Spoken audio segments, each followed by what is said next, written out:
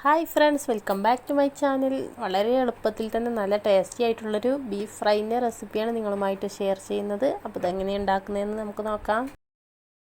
ഇതിനായിട്ട് ഞാൻ ഒരു കുക്കർ അടുപ്പത്ത് വെച്ചിട്ടുണ്ട്. ഇതിലേക്ക് 1 കിലോ ബീഫ് നന്നായിട്ട് കഴുകി വൃത്തിയാക്കി വെള്ളം വാർക്കാൻ വെച്ചതായിരുന്നു. ഇത് നമുക്ക് ഈ കുക്കറിലേക്ക് ഇട്ട് കൊടുക്കാം.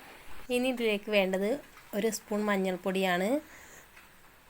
പിന്നെ ഞാനിതിലേക്ക് ചേർത്ത് കൊടുക്കുന്നത് 2 സ്പൂൺ മുളക് പൊടിയാണ്. മുളക് പൊടി നിങ്ങൾക്ക് എരിവിനനുസരിച്ച് ചേർത്ത് കൊടുത്താൽ മതിയാകും. കൂടുതൽ വേണമെങ്കിൽ കൂടുതൽ ചേർക്കാവുന്നതാണ്. 1/4 ടീസ്പൂൺ ഗരം മസാലപ്പൊടി കൂടി ചേർത്ത് കൊടുത്തിട്ടുണ്ട്. ഒരു സ്പൂൺ വലിയ ജീരകത്തിൻ്റെ പൊടി കൂടി നമുക്കിതിലേക്ക് ഇട്ട് കൊടുക്കാം. പിന്നെ 3 സ്പൂൺ മല്ലിപ്പൊടി ചേർത്ത് കൊടുക്കണം. ഇനി ഇതിലേക്ക് വേണ്ടത് 1/2 സ്പൂൺ കുരുമുളക് പൊടിയാണ്.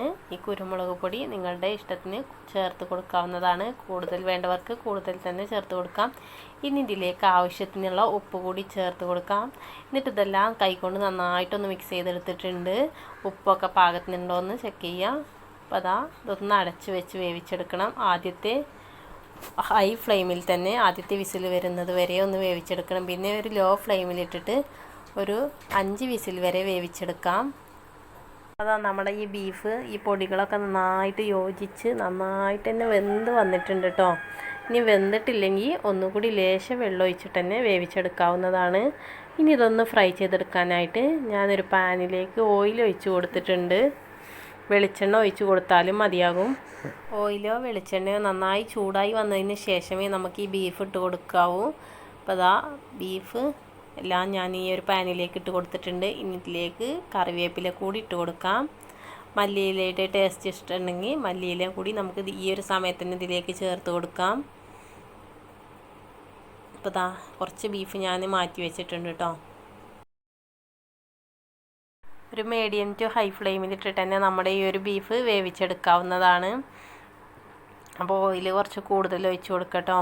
ഇത് ചട്ടിയിൽ നിന്ന് വാങ്ങുമ്പോൾ കുറച്ച് തീ കൂട്ടി വെച്ചിട്ട് തന്നെ ഒന്ന് വാങ്ങാൻ ശ്രദ്ധിക്കുക. അല്ലെങ്കിൽ നമ്മുടെ എണ്ണ കൂടുതലായിട്ട് കുടിക്കൊണ്ട് ഈ ഒരു ബീഫ്. അപ്പോൾ ബീഫ് നല്ല സോഫ്റ്റ് ആൻഡ് ക്രിസ്പി ആയിട്ട് തന്നെ കിട്ടിയിട്ടുണ്ട്. ഞാനിതൊരു പാത്രത്തിലേക്ക് മാറ്റിയാണ്. പെട്ടെന്ന് തന്നെ തയ്യാറാക്കാൻ പറ്റുന്ന നമ്മുടെ ടേസ്റ്റി ആയിട്ടുള്ള ബീഫ് ഇവിടെ റെഡി ആയിട്ടുണ്ട് കേട്ടോ. മക്കളൊക്കെ ഏത് ബീഫ് കഴിക്കാത്ത മക്കളും പ്ലേറ്റ് കാലിയാക്കുന്നതേ അറിയില്ല. അത്രയും ടേസ്റ്റി ആയിട്ടുള്ള ബീഫിൻ്റെ റെസിപ്പിയാണിത്. എല്ലാവരും ഇതുപോലെ ഒന്ന് ചെയ്ത് നോക്കുക. എൻ്റെ വീഡിയോ നിങ്ങൾക്ക് ഇഷ്ടമായെങ്കിൽ ലൈക്ക് ചെയ്യുക, ഷെയർ ചെയ്യുക, സബ്സ്ക്രൈബ് ചെയ്യുക, സപ്പോർട്ട് ചെയ്യുക. Thank you.